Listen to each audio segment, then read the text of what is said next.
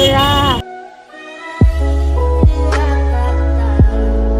घर वाले अगर देखे तो उनको पता चल जाए कि यार हमारी वालदा का इंतकाल हो गया। Fancy garment and kids mall, sherwani, coat pant, three piece, suiting, shirting, tailoring, बच्चे और बच्चियों के लिए कई सारे कपड़ों की वैरायटियां। हमारा पता आयशा नगर पुलिस स्टेशन के सामने, हजार खोली, मालेगांव। प्रोप्राइटर चांद खान।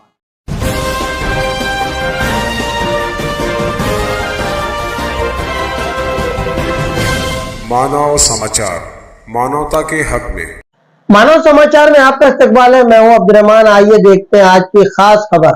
आंखों से मेरे इसलिए लाले नहीं जाती, यादों से कोई रात भी खाली नहीं जाती। पाला था जिसने बच्चों को धोकर झूठे बर्तन, उन बच्चों से ही एक माँ संभाली नहीं जाती। आज साबिरा मर गई, वही साबिरा जो अक्सर बस स्टैंड के सामने बनने वाले आधे अधूरे फ्लाईओवर के आसपास नजर आती थी।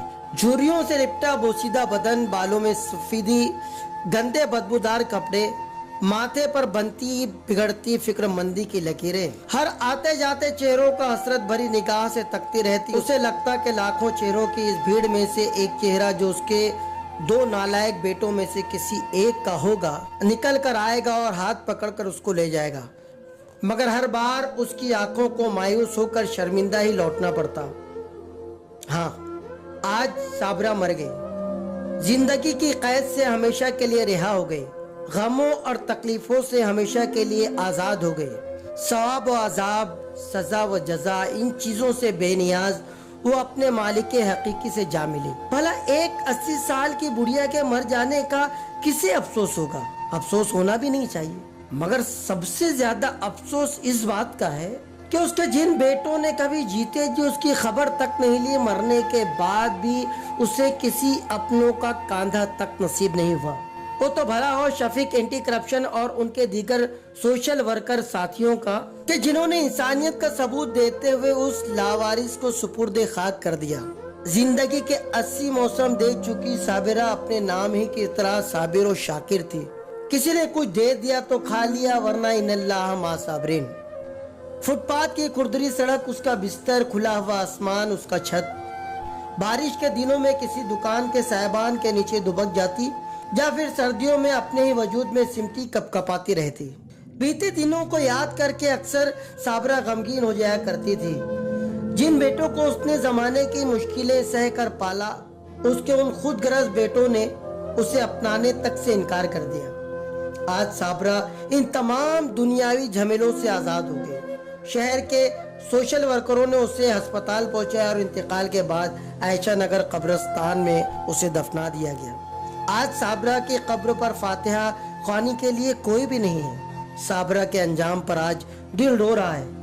मगर ये कहानी सिर्फ एक साबिरा की नहीं है, ऐसी कई साबिरा है जो आज भी शहर के फुटपाथ पर अनजान चेहरों को हसरत भरी निगाह से तकती रहती है। और कई साबिरा तो घरों के अंदर अपनी औलाद की बेरुखी का शिकार होकर कैद व बंद की सोबतें झेल रही हैं। जिन माँ की लोरियां सुनकर उनके बच्चे सो जाया करते थे, आज वही बूढ़ी माँ की खांसी तक उन जवान बेटों से बर्दाश्त तक नहीं होती। घर के अंदर किसी काट कबाड़ की तरह, किसी भंगार की तरह एक कोने में वो बुजुर्ग कुड़ते रहते हैं। अरे ये आपसे कुछ नहीं चाहते, ये तो बस 2 वक्त का खाना, बीमार जिस्म को कुछ दवा, हमदर्दी के कुछ मीठे बोल, थोड़ी सी इज्जत और थोड़ी सी तवज्जो के मोहताज हैं। अगर हर घर की साबिरा को ये तमाम चीजें मिल जाए तो फिर शायद ही कोई साबिरा लावारिस हालत में फुटपाथ पर दम तोड़े। मुझे इतना सताया है मेरे अपने अजीजों ने कि अब जंगल भला लगता है, घर अच्छा नहीं लगता। आज बरोज शनिचर मगरिब के बाद बस स्टैंड के ऊपर ये ख्वातीन जो जिनकी उम्र तकरीबन 80 से 82 साल थी, उनका इंतकाल हो गया।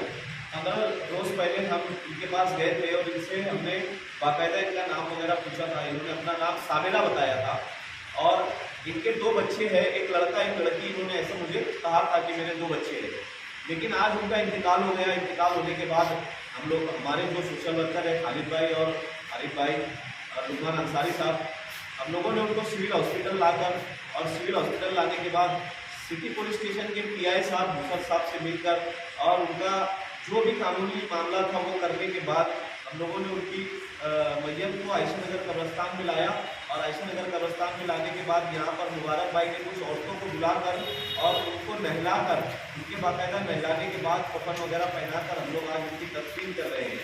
इनका कोई रिकॉर्ड हमारे पास मौजूद नहीं था। ये वीडियो बनाने का मकसद ये है कि इनका रिकॉर्ड ना रहने की बिना पर कोई मामला हमारे ऊपर बात में ना आए, तो इसलिए हम लोग इसको बना लेते हैं। और दूसरी वजह ये कि हम बाकायदा ये वीडियो के साथ एक फ़ोटो डालेंगे। इनका जो फ़ोटो हमारे पास मौजूद था, अगर इनके बच्चे वो फ़ोटो देखे तो उन लोगों को भी लगे कि हाँ हमारी वालदा का इंतकाल हो गया है।